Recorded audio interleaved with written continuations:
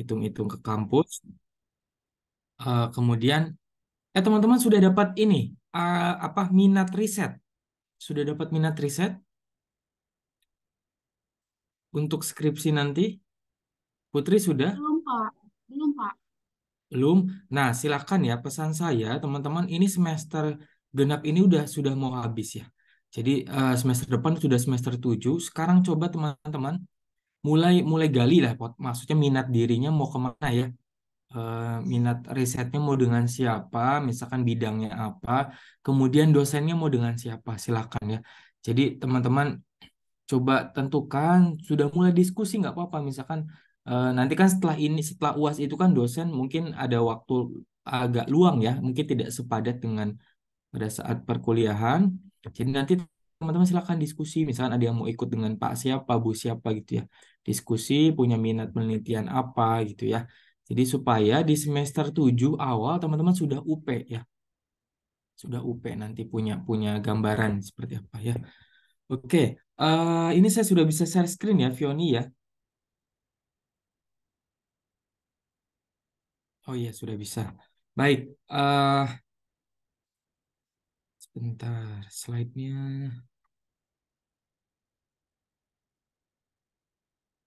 Ya, baik. Saya buka lagi. Assalamualaikum warahmatullahi wabarakatuh. Selamat pagi menjelang siang, teman-teman semuanya. Salam sejahtera untuk kita semua. Terima kasih atas kesediaannya untuk melakukan eh, kuliah secara daring untuk menggantikan jadwal pertemuan yang ya sebetulnya minggu lalu juga bisa saja daring ya. Cuma ya sudahlah tidak apa-apa ya.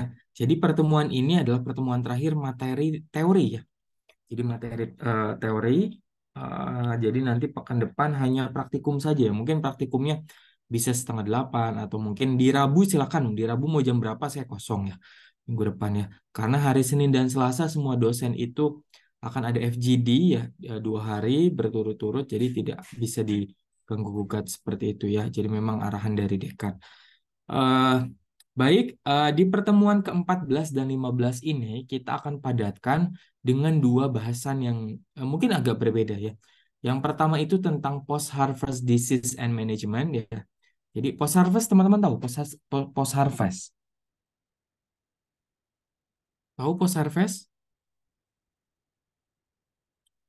Post-harvest? Coba harvest itu apa harvest? Atau post? Post itu kan post dan harvest ya. Post itu kan berarti setelah ya. Harvest itu setelah nanam, setelah tanam gitu ya. Jadi seperti apa teknik strategi dalam mengendalikan post harvest ya, sesuatu yang di apa namanya setelah panen itu seperti apa ya. Jadi OPT itu tidak tidak selamanya hanya ada di on farm seperti itu ya. Jadi tidak selamanya ada di penanaman ya di lahan budidaya, tidak selamanya seperti itu ya, tapi bisa itu dapat kita temukan di produk-produk hasil panen ya. Terus bagaimana cara mencegah OPT seperti itu ya. Nah, itu yang akan kita bahas hari ini. Kemudian yang pertemuan ke-15 ini akan kita bahas tentang invasif spesies ya.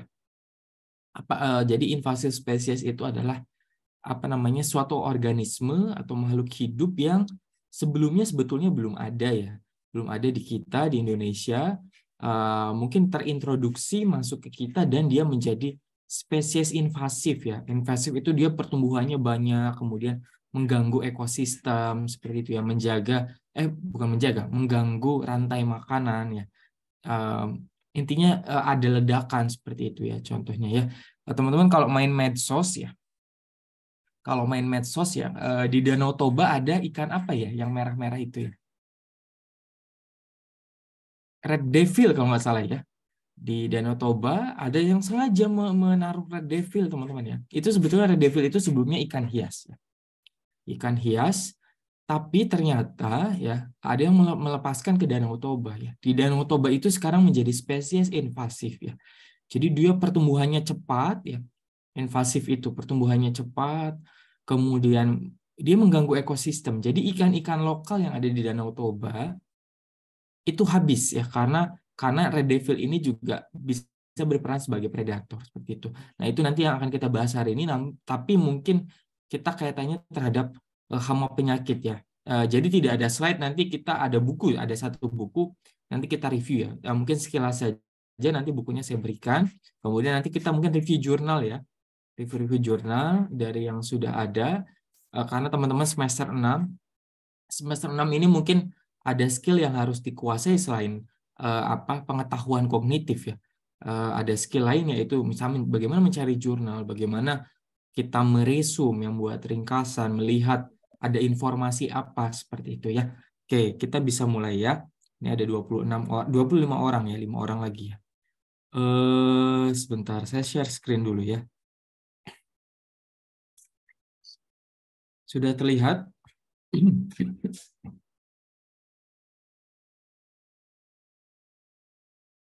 Sudah ya? Oke, Putri sudah mengangguk Putri. Terima kasih. Di pertemuan ke-14 dulu ya. 14 ini kita akan membahas bagaimana mengurangi hama dan penyakit di produk pasca panen ya, di post harvest ya. Jadi saya tadi sudah sampaikan bahwa OPT itu tidak hanya menyerang di on farms ya. Jadi bukan hanya dapat ditemukan di lahan budidaya saja, tapi setelahnya justru itu ya yang bisa menjadi faktor memengaruhi ke berbagai faktor seperti itu, baik ke ekonomi ya, tidak bisa dijual dan lain sebagainya ya. Jadi kita bahas sekilasnya seperti ini ya.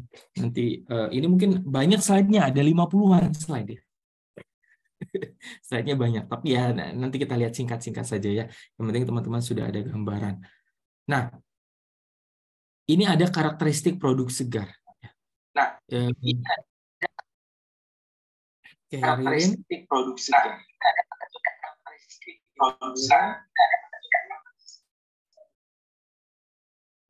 Ini saya nggak bisa unmute ya. Oh, sudah ya. Gini ya, teman-teman ya. Produk pertanian atau produk segar dari pertanian itu dia memiliki salah satu khas yang yang ya paling khas gitu ya. Karakteristiknya apa? Yaitu perishable ya. Perishable itu artinya mudah. Ada yang pernah dengar perishable? Mudah rusak ya. Jadi perishable itu adalah mudah rusak ya. Tapi produk segar itu juga dia punya karakteristik lain. Yang pertama, meskipun dia sudah dipanen ya, dia masih hidup dan bisa bermetabolisme. Ya, teman-teman ya, masih bisa bermetabolisme meskipun sudah dipanen, produk segar itu masih bisa bermetabolisme. Contohnya gini, ya. Teman-teman beli pisang warna hijau. Ya. Warnanya masih hijau, tapi beberapa hari kemudian dia berubah menjadi kuning ya. Karena ada gas etilen ya, karena beberapa hormon yang lain ya. Itu menyebabkan pisang yang tadinya masih mentah berwarna hijau itu dia berubah metabolismenya, tetap masih bisa bermetabolisme sehingga pisangnya yang mentah menjadi matang ya. Jadi itu ya. Meskipun sudah dipanen, itu bukan berarti suatu produk yang sudah dipanen itu berhenti metabolismenya ya. Jadi dia tetap tumbuh. Nah, kemudian yang kedua, produk yang dipanen ini stres. Kenapa stres? Ya bayangkan saja ya teman-teman ya, yang tadinya suplai nutrisi itu disuplai oleh fotosintat ya, dari pertumbuhan dan perkembangan tanaman ya. Jadi misalkan dari ada translokasi xilem untuk mensuplai air atau floem ya untuk fotosintat seperti itu. Itu hilang setelah dipangkas ya. Misalkan buah mangga dipetik ya, berarti kan tidak ada suplai lagi ya teman-teman ya. Nah, tanaman itu yang kedua adalah stres. Nah, kemudian yang ketiga, kondisi lingkungannya yang tidak ideal. Ya jelas ya, setelah dipanen itu dia menghadapi suatu kondisi yang ya tadi berhubungan dengan fisik ya. Kondisi fisik seperti cahaya, suhu, temperatur, kelembapan yang ya berubah-ubah gitu ya. Itu menunjukkan bahwa itu menjadi faktor yang mampu menyebabkan kerusakan di produk hasil panen seperti itu ya. Nah, ini ya. Jadi produk panen itu dia tetap is alive ya, artinya tetap hidup, tetap bernafas, kemudian dia bisa melepaskan panas kemudian kehilangan kelembapan ya, kemudian dapat terkena penyakit ya, dan dapat juga mati ya teman-teman ya. Nah ini teman-teman sudah tahu karakteristik dari produk segar. Nah tadi produk segar itu ya teman-teman ya yang sudah dipanen ini berhubungan dengan beberapa kerusakan ya.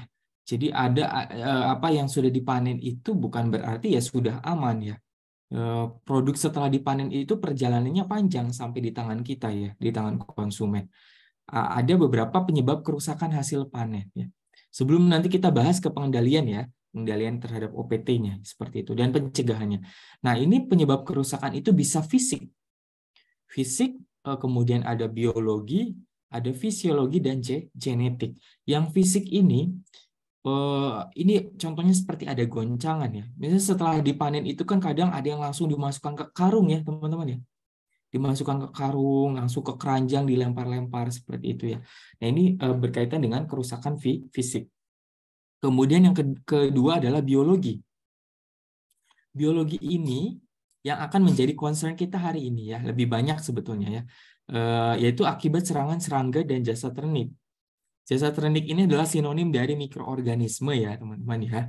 Mikroorganisme ini mungkin bahasa 90-an lah sebetulnya ya. Kalau sekarang sudah ada padanan katanya menjadi mikroorganisme ya atau mikrob seperti itu. Kemudian yang ketiga ini ada akibat gangguan proses biologis seperti transpirasi dan respirasi. Ini bukan biologis, sorry, fisiologis seperti itu ya. Nah kemudian yang terakhir adalah genetik ya, produk yang bentuk dan ukurannya tidak normal ya. Jadi adanya bentuk dan ukuran yang tidak normal itu juga menimbulkan kerusakan ya. Bayangkan saja misalkan ada semangka ukurannya besar dan kecil ya. Besar dan kecil, kemudian ada yang kecil nyelip di tengah gitu ya. Di tengah, kemudian ada rongga-rongga seperti itu ya, ukurannya tidak berukuran. Nah, itu juga menyebabkan kerusakan pada saat misalkan pemindahan dan lain sebagainya. Nah, sebentar ini tidak terlihat. Nah, teman-teman kita lihat ya di sini ya. Di sini ada beberapa kelompok tanaman hortikultura ya. Tanaman hortikultura, kemudian yang paling dominan itu penyebab mendasar kerusakan pasca panennya itu dari apa ya? Nah, kalau teman-teman lihat di sini ada sayuran dari akar ya. Ada wortel, ada beets, bawang putih, bawang merah, kentang, dan ubi jalar. Ini paling besar adalah kerusakan mekanis ya, fisik dan mekanis sebetulnya, cenderung kerusakan mekanis ya. Kemudian perkecambahan dan pertumbuhan akar, kehilangan air, pembusukan dan kerusakan dingin ya. Jadi mungkin ada yang tanaman yang subtropis ya, subtropis tapi dibawa ke kita ya, dibawa ke tropis ya, itu ada terjadi perubahan suhu sehingga menimbulkan kerusakan seperti itu, atau sebaliknya ya, yang dari tropis dibawa ke daerah yang subtropis misalkan, atau contoh kecilnya seperti ini, misalkan umbi-umbian ditaruh di freezer ya, taruh di freezer itu juga bisa menimbulkan kerusakan. Kemudian sayuran daun ini lebih condongnya kehilangan air, kehilangan warna, kerusakan mekanis, pembusukan ya. Kemudian sayuran buah ya. Yang buah ini kelewat matang air panen, kehilangan air, memar, kerusakan dingin, ya, pembusukan, dan lain sebagainya ya. Nah ini mungkin belum kita singgung bagaimana kerusakan terhadap OPT ya. Kita lihat lagi, nah ini mutunya.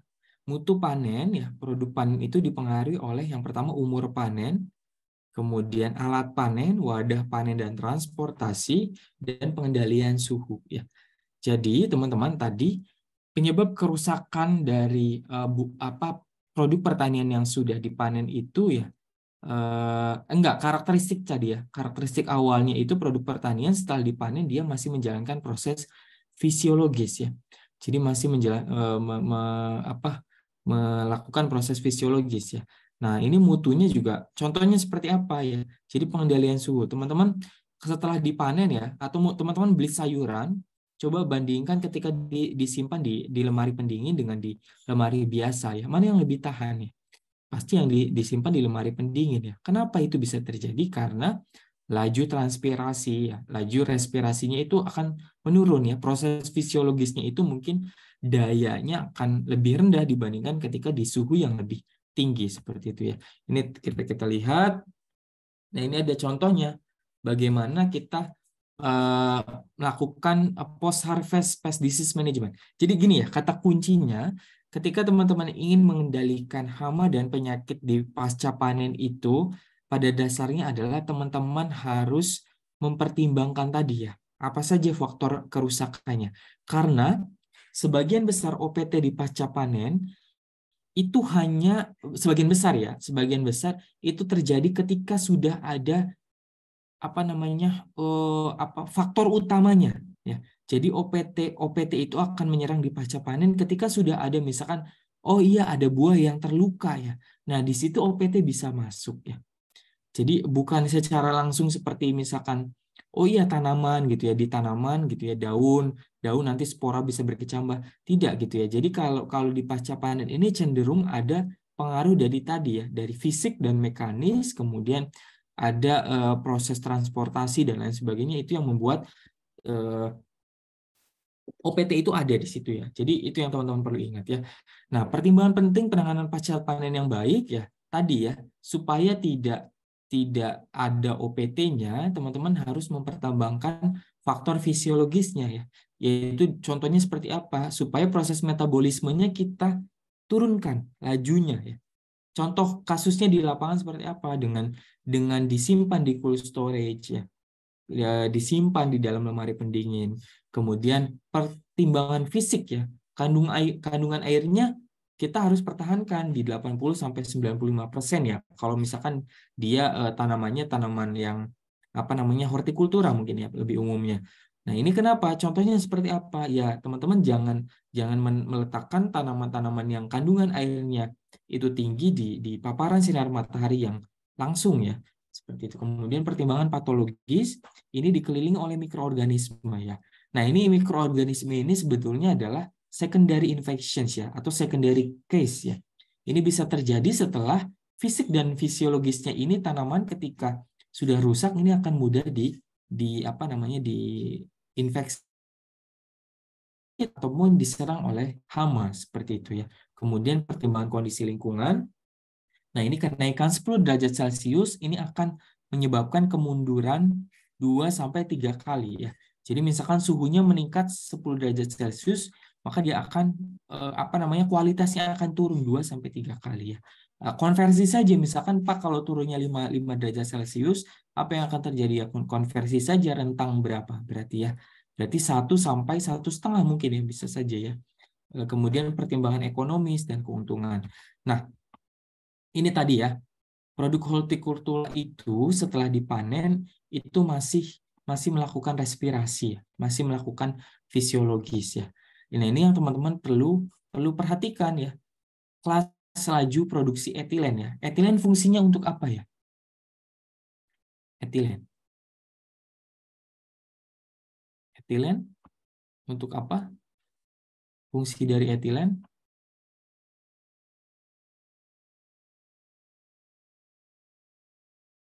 Apa fungsi dari Pematangan etilen? buah. Iya, Desi, bisa diulangi kurang jelas tadi.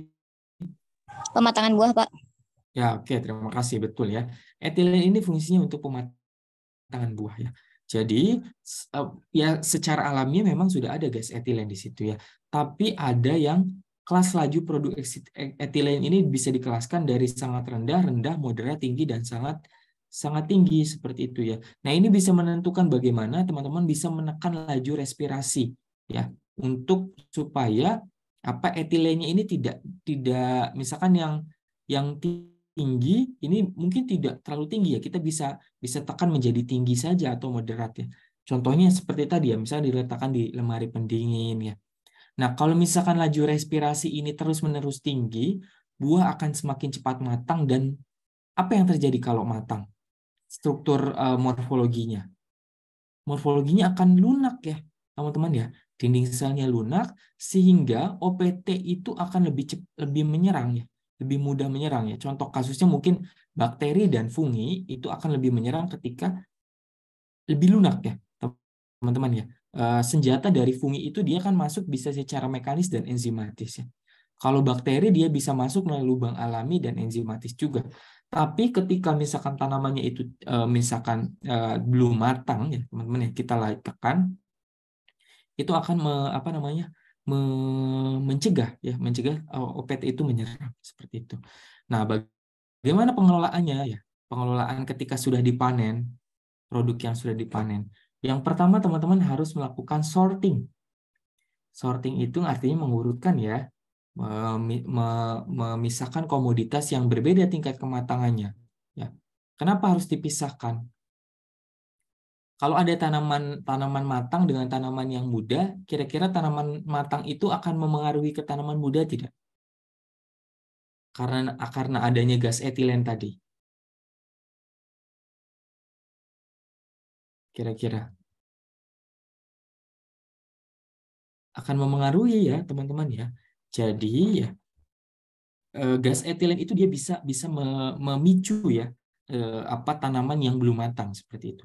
Jadi akan terpicu sehingga ya tadi ya, makanya ini harus disortasi mana yang matangnya berbeda. Kemudian dari bentuk, berbeda bentuk ya tadi disortir, kemudian berbeda warna. Ini warna mungkin juga menunjukkan tingkat kematangan.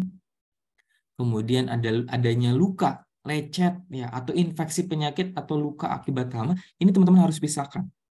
Ketika ada luka, ini bakteri mudah masuk ya. Ketika ada luka, bakteri mudah masuk.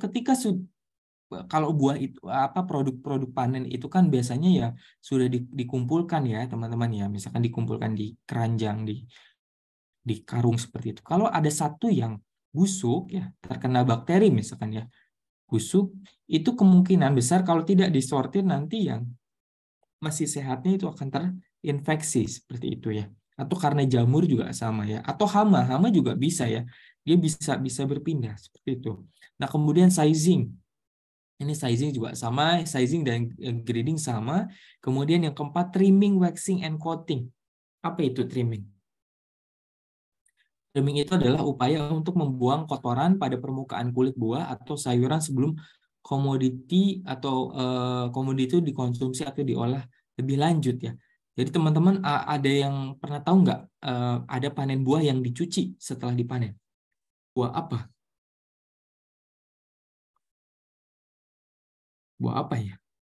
Setelah dipanen ya, itu ada yang dicuci ya. Ini mungkin kalau di suatu produsen atau supplier tanaman hortikultura yang sudah baik memang harusnya dicuci ya. Stroberi ya. Stroberi kalau memang perusahaannya bagus itu dicuci. Kemudian semangka ya. Semangka nanamnya tahu teman-teman ya. Semangka itu ditanamnya di tanah ya. Ada yang di tanah, ada yang digantung. Cuma akan lebih banyak di tanah ya. Apa akibatnya ketika di tanah itu dia tidak dicuci? Dia membawa, di tanah itu ada apa ya? Di tanah. Di tanah itu ada apa? Bakteri, Pak. Iya, di tanah itu ada inokulum patogen ya. Teman-teman kalau ingat mata kuliah yang lalu ya tentang disease cycle ya, atau siklus hidup hama ya, atau siklus hidup penyakit. Kalau penyakit khususnya dia ada yang survive di tanah ya. Jadi ada yang survive di tanah. Jadi inokulumnya baik itu mungkin spora jamur atau spora tahan atau conidia, makrokonidia ya. Itu bisa bertahan di tanah ya. Ketika misalkan tidak dicuci ya, tidak bersih, itu berarti akan membawa inokulum patogen ya. Atau bisa saja telur hama ya. Telur hama pun sama, dia ada yang bertahan di tanah ya. Seperti itu. Ini makanya harus dicuci atau membuang kotoran ya. Kemudian di waxing. Waxing ini pelapisan permukaan agar menambah baik penampilannya. Teman-teman, saya rasa kalau teman-teman beli apel, coba kerik kulitnya. Ya. Coba kerik kulitnya, itu pasti ada lilin di situ ya. Nah, lilin itu fungsinya selain untuk menambah penampilan supaya apelnya itu berwarna mengkilap ya, itu tujuannya adalah untuk melindungi ya. Melindungi dari laju transpirasi ya, dan respirasi yang tadi fisiologi itu masih berjalan setelah dipanen ya. Nah, supaya tidak cepat matang ya. Jadi nanti kalau cepat matang itu OPT akan lebih cepat masuk ya. Nah, ini next saja. Kita lihat lagi di sini hama dan penyakit pasca panen ini yang buah-buahan ya. Nah, teman-teman tahu ya, kalau di Indonesia itu negara apa namanya? Mega biodiversitas nomor berapa ya di dunia ya? keanekaragaman hayati terbesar ya. Nomor berapa Indonesia? Kedua apa ketiga ya? Ini kok off cam semua? Ayo dong on cam lagi lah. Keberapa? Mungkin kedua atau ketiga ya. Nah, oleh karena itu Indonesia ini karena kita di wilayah ekuatorial ya, di negara yang dilintasi garis khatulistiwa, terus kita juga negara tropis, makanya banyak apa namanya buah-buahan eksotis ya, buah-buahan apa namanya yang memiliki nilai ekonomi yang baik ya. Nah, tapi teman-teman ya, faktanya di kita itu mungkin pasca panennya dalam pengolahan buah atau pasca panen ya khususnya ke hortikultura ini masih apa namanya masih kurang baik seperti itu, sehingga mungkin daya jualnya juga akan menurun seperti itu ketika apa namanya pengolahannya kurang baik ya. Kemudian nah ini hama dan penyakit pasca panen teman-teman bisa kita lihat memegang peranan yang penting dalam produksi dan produk pertanian.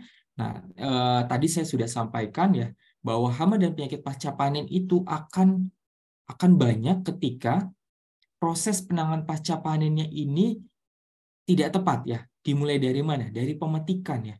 Jadi dari pemetikan ya sampai mungkin transportasi seperti itu. Nah, ini kebanyakan petani memetik sayur atau buah dengan cara mencabutnya secara kasar. Ini mungkin berkaitan juga dengan berpacu dengan waktu ya, kadang supaya cepat dan lain sebagainya.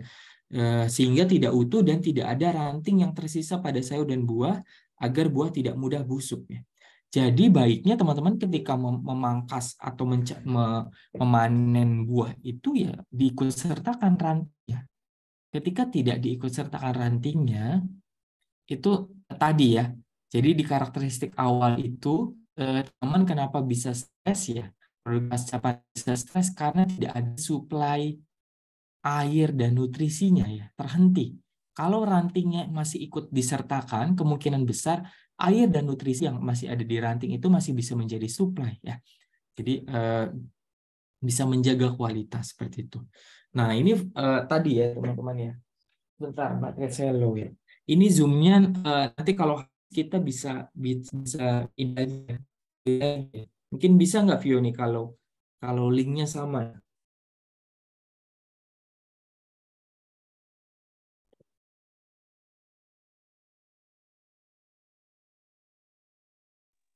Iya, Bapak ke link yang sama. Oke, thank you ya. Sebentar.